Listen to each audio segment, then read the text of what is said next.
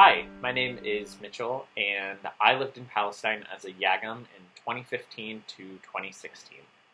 I've been asked to talk about what joy looked like during my time there. When I reflect on this and how I experienced joy in Palestine, I immediately think of the Sunday lunches I spent with my host family after church. I lived with the pastor, Ahmad, his partner, Rula, and their two daughters, Daleen and Yara. Every Sunday after church, we would go back to the house, and Rula would make an amazing meal, and we'd eat and enjoy each other's company. Each meal gave me the opportunity to hear more and more of Ahmad and Rula's stories, and to learn how the occupation affected them. And with each passing meal, they made me feel more and more at home and part of the family. As I navigated living abroad, learning a new language, seeing and hearing about the effects of the occupation, and acknowledging and confronting my privilege as an American, these meals became a buoy for me that carried me throughout my year. Ahmad, Rula, Daleen, and Yara helped cultivate a deep sense of joy that permeated every aspect of my life there. They taught me that joy isn't a thing that just happens. It's an act of love and self-care for yourself and the people around you that you practice on a daily basis. This time carved out on Sundays also showed me that joy is an act of resistance. Despite everything that was going on in Palestine and the world, we were intentionally setting aside time to be in community with one another and to cultivate joy with each other. And I think that there's immense power in that. This past year, I finally acknowledged that I suffer from severe depression, and I finally sought help for treating it. Sometimes because of my depression, I have a hole in the place where joy is supposed to be. One of the ways that I have found that helps me fill that hole with joy is running.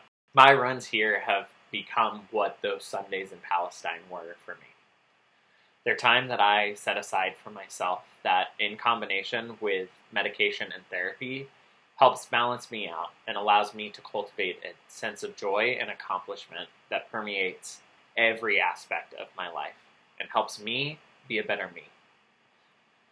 My connection to running and the impact it has had on me called me to examine my privilege when Ahmaud Arbery was murdered while on a run.